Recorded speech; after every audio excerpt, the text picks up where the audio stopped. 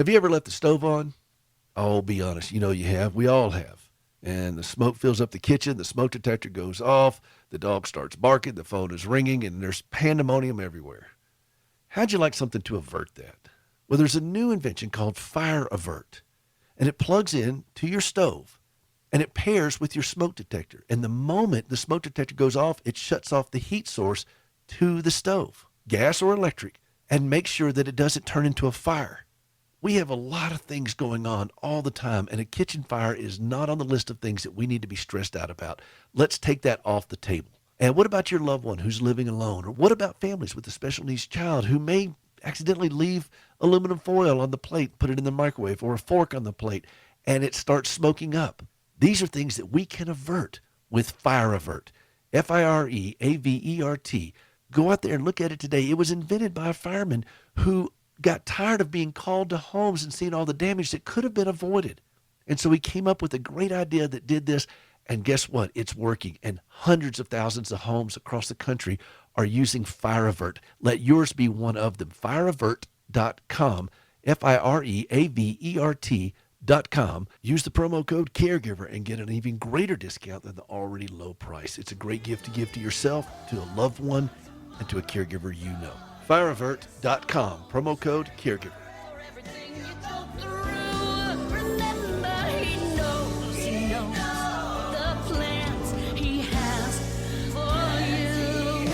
Welcome back to Hope for the Caregiver. This is Peter Rosenberg, and this is the show for you as a family caregiver. Healthy caregivers make better caregivers.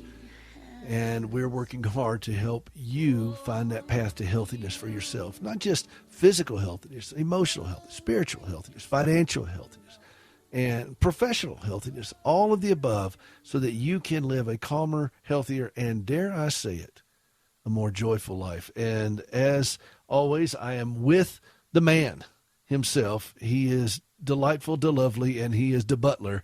John Butler, everyone. John Butler, the Count of Mighty Disco, and he's so tall.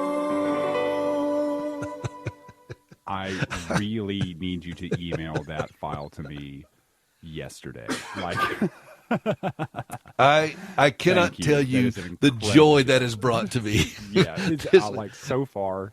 It's like, I can understand because I know how much joy I am experiencing right now. You know, and I just when I played that in the car for Gracie, and she just about doubled over, and then I sent it to Ed. I played it for him yesterday, and Ed was laughing. I mean, it's just like this is beyond the pale of great, and to have a world class jingle singer sing that for me. I mean, Hank's been doing this a long time, Hank Martin. And he's been just an incredible singer, and he's worked with, I mean, you know, everybody, Dolly Parton, you know, name them. He's done it all, and then he got in the studio and cut that, and he was laughing while he was doing it. He was having a good time. So, John, you bring joy to a lot of lives. All right. Well, I wanted to jump into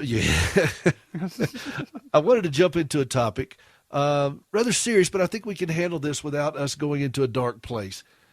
Fear is a tough topic for so many caregivers. We are just there are a lot of things out there that are fear worthy. And I talked about this on the broadcast show yesterday, and I opened the phone lines up, and sure enough, the calls just were coming and coming and coming about fear. And one guy in particular, you know, he's been going over to see his wife with Alzheimer's. She's in a facility, and he looks through the window every day. He can't go in and see her. yeah. And he broke down on the air, and he said, "I'm afraid she's going to forget my name."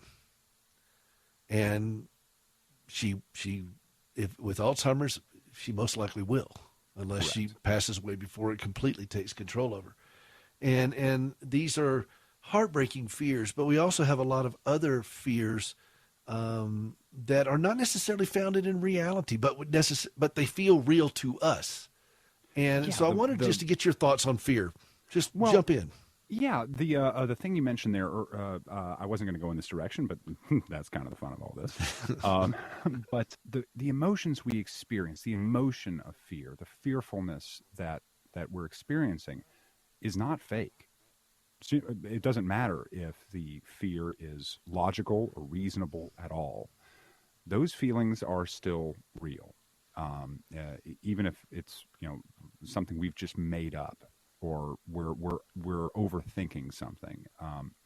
Oftentimes it doesn't matter how reasonable the fear is. It matters how it's affecting us, and how it is going to affect our decision making process, and how it affects our quality of life. And that's a real important thing, especially when you're speaking to someone who is experiencing this type of fear, to make sure that you give space and grace to that very reality-driven part of this, that the fear exists separate from the probability of an outcome.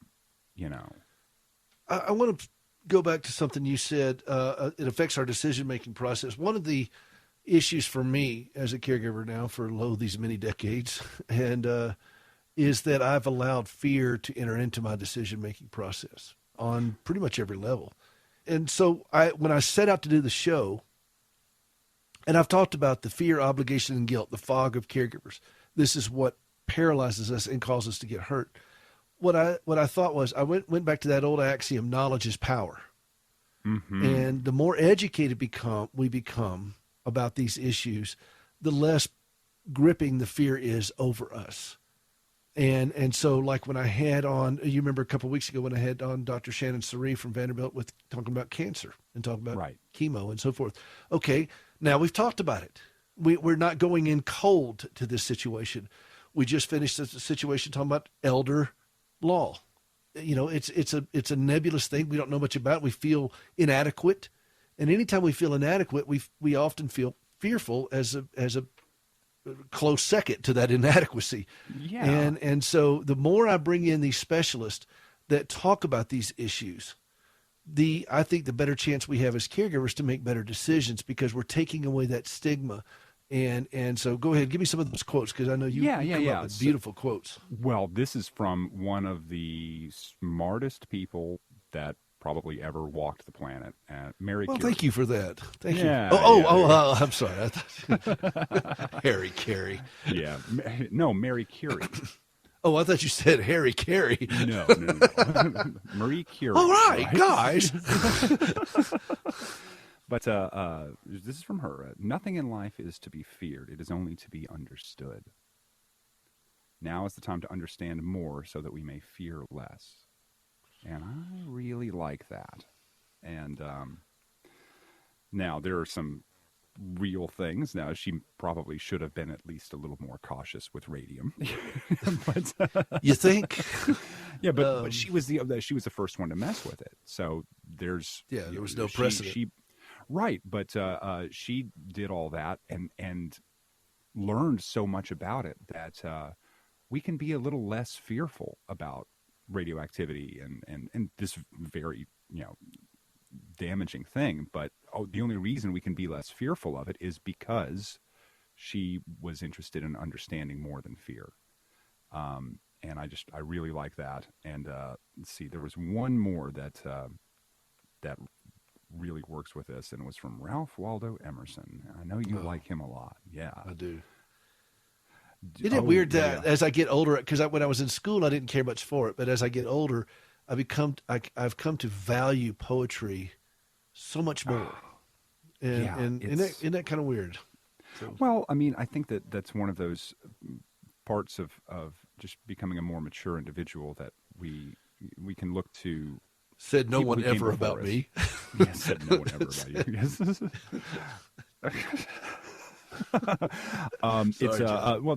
was what you were talking about earlier, that you've allowed fear to influence your decision making process an awful lot. This is what I was going to say first, and it's from Emerson. Fear defeats more people than any other one thing in the world. And I would concur with that. Yeah. So. And I look at my fellow caregivers, and so when you get the diagnosis of cancer, for example, I mean, it is gut wrenching. It's a kick in the gut. When you see Alzheimer's and it's spinning out of control, and I've talked to more and more people about this, or a special needs child, and they tell you that this child is going to require this, this, and this for life.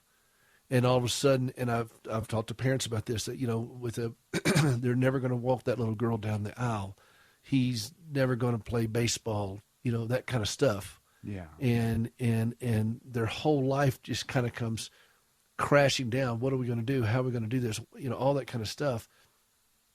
And what I've hoped to do through the show and through the books I've written and everything else I do is to be able to help people step back a ways. When you've been fearful of something, now I know that you're John Butler and fear is, a four-letter word to you. But when you've been fearful, that is not the case. What are some things that you've done to help you distance that from it? I mean, distance yourself from that.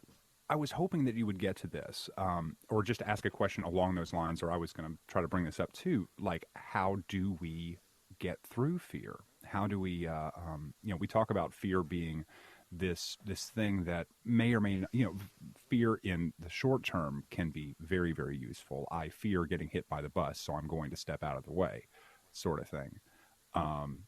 But how do we deal with those long-term crippling fears? And I don't know if I'm an authority on the matter. Well, you're an authority on how you deal with it. Right, on how I deal with it. And sometimes I deal with it in not necessarily the healthiest of ways, through distraction or through, short-term fixes or things like that. But the way I deal with, when I do it the best, it's a lot like what Madame Curie had to say. You try to get as much information and understanding about this probably nebulous thing right off the bat. And I really tried to train myself out of reacting, well, like we talk about a lot, not reacting, but responding. And if I am afraid, recognize that I am afraid and understand that I am afraid, and really have that idea locked down. And then when I do realize that, understand that decisions that I make may need to be a little bit slower, may need to be a little bit more thought out, maybe need to be a little bit less less heart and more head, because they both have intentional their place. And deliberate. Correct, yes. And try to be as deliberate about things as possible, even though sometimes it's difficult to, and not take that to the extreme where I'm not, never take a risk, because sometimes we do have to. Like I don't want to get another car payment, and when I had this car paid off or something like that, but the car's not working right now, and I don't have the money for a car, and I got to get to work, and so let's do something that maybe is risky, and maybe we don't want to do it, but try to have as big a handle on that as possible, and do all the math as much of the math as is appropriate beforehand. But yeah, seeking understanding and really recognizing that I am afraid is how I deal with fear in the best way. And like I said, just knowing that these decisions need to be not firing from the hip, sort of thing. I really concur with that, and I'll give you a real-time example. Well, not a real time because it happened 30 years ago, but it was a real example. And this is Gracie, your primary source material, yeah. Yes, Gracie, when she was making the decision to amputate her right leg, this was her first amputation. She went to on the advice of her surgeon. He said, "I want you to go meet with this guy. His name is Jim McElhaney, and he's a prosthetist there in Nashville." And here she was. In fact, I think Parker was he was just a toddler when she first met him. Mm-hmm. And I don't even know if he was 3. And she went to go down to his office, taking Parker with her. And she limped in because her legs were, just really in bad shape. And we're looking at her right leg first. And she met with this guy, and she didn't know anything about prosthetics. And here she is, approaching the decision to have her own leg amputated. And I don't think she was 26 years old. And this was not a decision that was going to be made for her. She had to be the one to make the decision. So she went down and talked to Jim and talked about prosthetics. And then Jim, she didn't know this about him, but he was an amputee himself. And she didn't know. And she watched him walking around, and he said, I'm one. And she said, you're kidding me. You're lying to me. And he said, no. And he knocked on his leg. And she was stunned. You're pulling my leg. You're pulling my leg. But it's she was stunned by this because he had such a healthy, normal walking gait. Mm-hmm. But what she did in there is what you just described. She educated herself to the best of her abilities. She deliberately went down there with intentional to understand this world of prosthetics. Is this a viable opportunity for me? I mean, because the thought of telling a surgeon to amputate your leg is a horrific thought, and she's done it twice. But it is one that she faced it with her eyes wide open. I've always admired her for this. I think Gracie has far more courage than I do. She has far more courage than most people do, but I always admired her for that because she faced it with eyes wide open and said, yeah, this scares the crap out of me, but I'm going to do it. And I'm going to educate myself, and I'm going to empower myself through this process, and I'm not going to run from this. I'm going to face it, and I'm going to deal with it. I'm going to educate myself to the best of my abilities, and I'm going to do my due diligence, and I'm going to punch through this thing. And she had to go through the process, and it was painful, and it was scary. My faith comes into this, and so certainly so does hers. And I recognize that, but it's hard to connect the dots with your faith sometimes because because it's you understand the concept of, okay, God is sovereign, God loves me, and all this kind of stuff. I'm still having to have somebody amputate my leg. Right. I'm still having to get up in the middle of the night and deal with these things. I've seen Gracie go into seizures. I've seen her go into respiratory arrest and so forth. And these are real, no kidding, fear moments. And so God is not personally coming down to do the procedure. Yeah, you're going to have to trust people in this, and trust that He's guiding through this process. But it is a very scary thing. And for caregivers, though, what I hope that happens with my fellow caregivers and with myself is that we don't get into a situation where we are paralyzed by our fear. That we can take even the tiniest of steps. In her case, she literally took steps to go meet with the prosthetist and say, okay, is this even a possibility? And if so, what does this look like? And she was able to chop this. No, that's a bad choice of words. She was able to put this decision into smaller pieces so that she didn't have to take the whole enchilada at one time and make it manageable. And I think that's a healthier way to do this for us as caregivers, no matter what we're dealing with, whether it's Alzheimer's, mental illness, addiction, anything that seems beyond our control, and most things are. We don't have to fight it all in one day. This is Hope for the Caregiver. We'll talk about this more when we get back. This is Peter Rosenberg along with John Butler, the Count of Mighty Disco. He's so tall, and you'll hear his theme song often, and we're glad to have you with us. We'll be right back.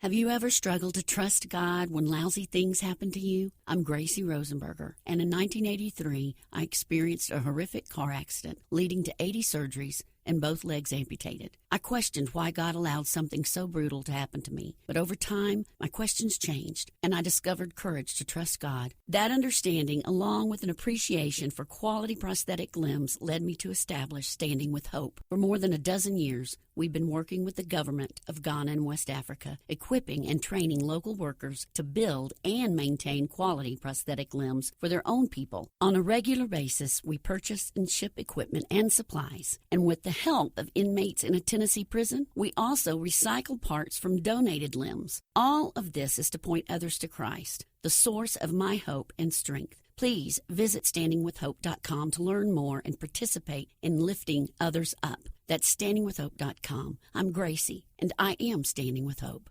He will be strong to deliver me safe. The joy of the Lord is my strength. The joy of the Lord, joy of the Lord, joy of the Lord, joy of the Lord is my strength. Welcome back to Hope for the Caregiver. This is Peter Rosenberger. We're glad to have you with us. That's Gracie with Russ Taff. I tell you, we're talking about fear. And she was very nervous because he's a big-time hero of hers musically, and when she got to meet him and do this with him, but it was such a great moment, and she just knuckled down and sang the song. I'm back here with himself. You know him. You love him. He's John Butler, everyone. John Butler. Hitler, the Count of Mighty Disco, and he's so tall. Yeah, how many cuts are there? We have a lot. And we're going to do more. We're going to do more. Oh no! I love it. No. I mean, stop. No, come on. No, stop. Come on. as Larry the Cable Guy says, remain seated. You know, Remain seated. remain seated. But no, we're talking about fear and how we as caregivers can take steps in a healthier direction. We're going to have things that are fear worthy. It is frightening, and there is a difference between being scared, nervous, or anxious, and then being paralyzed with fear. Yeah. We still have decisions to make, and so what is it they say? Courage is not the absence of fear, but a greater presence of devotion. Right, and you do not have courage without fear. If you have, quote, courage without fear, that's just recklessness. It's and not even really based in a lot of it, some of it in reality. Right, you know? right. Well, I got one more quote for you that kind of give me a ties quote, in with John. the last of it. Right, it's Herman Melville. Oh yes, yeah, the Moby anti-transcendentalist. Just ignorance is the parent of fear. I agree. I think so. By the way, did you ever see I know you're a big Patrick Stewart fan. Did you ever see I did. I know Patrick what you're Stewart? talking about. Oh, Yeah, of Moby Dick with Patrick Stewart. He was fantastic. spectacular in that. Oh, I yeah. mean, He's one of the best actors out there. So, I mean. he was particularly good in that one, though, because, he's doing this, and you think he's got a peg leg the way he's doing this. I don't know how they pull that off, because that's well, you just unscrew it, I got to stop. I mean, I'm just blundering into these things today with prosthetics and amputees, but that's just wrong. This is wrong. I'm afraid of this conversation. But no, I think for myself, John, and I've been in those moments when it seems so dark and so frightening that I was almost paralyzed with fear. I couldn't move. I didn't know what to do. And in the absence of not knowing what to do, instead of, and I found something even worse than being paralyzed with fear, when you go spastic in the wrong direction. Oh, yeah. Because then if you're paralyzed with fear, at least there's not quite as much mess to clean up. But when you go spastic in the other direction, you create a lot of carnage, and it can get a little gnarly. And so I've been in all these places, and none of these things that I'm saying are things that I own or that I have somehow mastered. These are things that I've learned the hard way, and I want to go back and kind of put this out on the table and say, okay, is this something that is connecting with you as a fellow caregiver in this audience? And we have quite a few people now that are listening to the podcast, John, and I cannot separate the fact that the vast majority of them, the overwhelming vast majority of them, are struggling with fear on some level. If you're a caregiver for any length of time, this is going to come and just bite you in the rear. And so I wanted to give a little bit of thought. And I know that a lot of people, their faith is a guiding principle for this. And Scripture says the beginning of wisdom is the fear of the Lord and so forth, but that's a different kind of fear. Yeah, that's in awe. That is not. Yeah, that's, but I think the best thing for us is the way to deal with this. Yea, though I walk through the valley of the shadow of death, I will fear no evil, for thou art with me. We're not fearing because we have presence with us, and his presence is there to guide us. And guess what? He also allows other people to be present with us in this.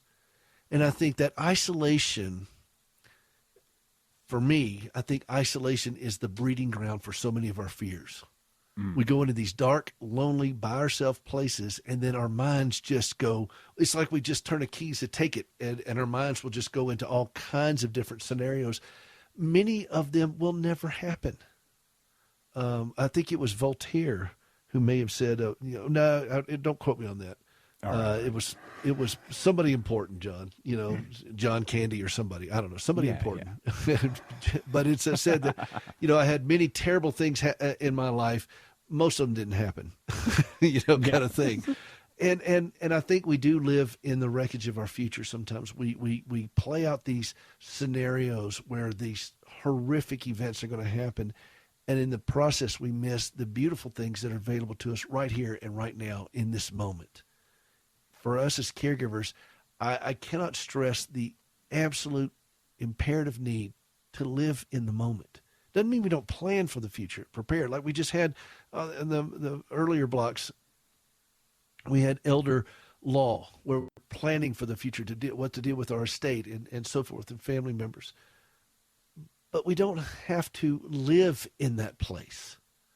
And I think for us as caregivers, we tend to live 5 or 10 years down the road. Sometimes we're living, maybe 5 months down the road, but it doesn't matter.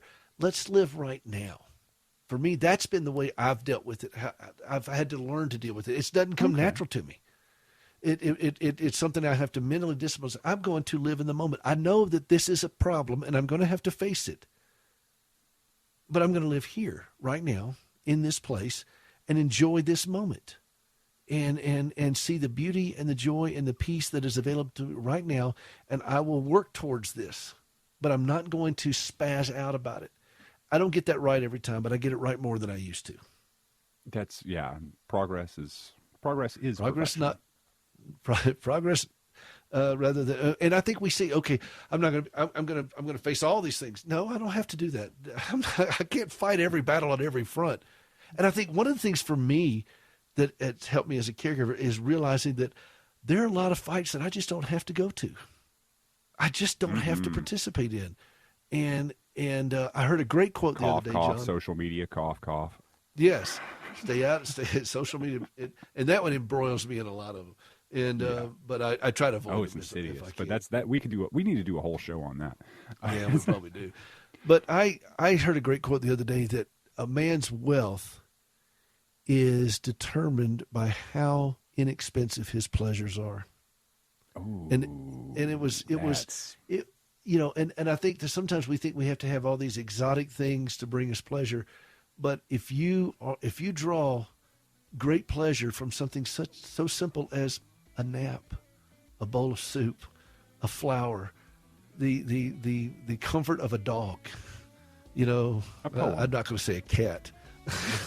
No. Cats aren't exercising boundaries, Peter. All right, we'll talk about that some other time too. they have a practiced apathy. Yes. But it's nice. Well, I hope this has been helpful to you, my fellow caregivers, and learning to just kind of detach from living way out in it and being panicked about it, and let's deal with today, right here, and then let other people into your life with it. That isolation is what breeds so much of this, and you don't have to do this alone. You don't have to be alone. That's why we do the show. John, I've enjoyed it today. You are a blessing, and I hope you enjoyed your theme songs. I did. Back at you, Peter. Thank you so much. This is Peter Rosenberger, Hope for the Caregiver, hopeforthecaregiver.com. We'll see you next week. This is John Butler, and I produce Hope for the Caregiver with Peter Rosenberger. Some of you know the remarkable story of Peter's wife, Gracie, and recently Peter talked to Gracie about all the wonderful things that have emerged from her difficult journey. Take a listen. Gracie, when you envisioned doing a prosthetic limb outreach, did you ever think that inmates would help you do that? Not in a million years. When you go to the facility run by Core Civic and you see the faces of these inmates that are working on prosthetic limbs that you have helped collect from all over the country that you put out the plea for, and they're disassembling. You see all these legs, like what you have, your own prosthetic And legs. arms, too. And arms. Everything. When you see all this, what does that do to you? Makes me cry because I see the smiles on their faces, and I know what it is to be locked someplace where you can't get out without somebody else allowing you to get out. Of course, being in the hospital so much and so long. And so these men are so glad that they get to be doing, as one man said, something good finally with my hands. Did you know before you became an amputee that parts of prosthetic limbs could be recycled? No, I had no idea. I thought of peg leg. I thought of wooden legs. I never thought of titanium and carbon legs and flex feet and sea legs and all that. I never thought about that. As you watch these inmates participate in something like this, knowing that they're helping other people now walk, they're providing the means for these supplies to get over there, what does that do to you just on a heart level? I wish I could explain to the world what I see in there. And I wish that I could be able to go and say, this guy right here, he needs to go to Africa with us. I never not feel that way. Every time, you always make me have to leave. I don't want to leave them. I feel like I'm at home with them, and I feel like that we have a common bond that I would have never expected, that only God could put together. Now that you've had an experience with it, what do you think of the faith-based programs that Core Civic offers? I think they're just absolutely awesome. And I think every prison out there should have faith-based programs like this, because the return rate of the men that are involved in this particular faith-based program and the other ones like it, but I know about this one, is just an amazingly low rate compared to those who don't have them. And I think that says so much. That doesn't have anything to do with me. It just has something to do with God using somebody broken to help other broken people. If people want to donate a used prosthetic limbs, whether from a loved one who passed away or, somebody who outgrew them, you've donated some of your own for them to do. How do they do that? Where do they find it? Please go to standingwithhope.com/recycle. Standingwithhope.com/recycle. Thanks, Gracie.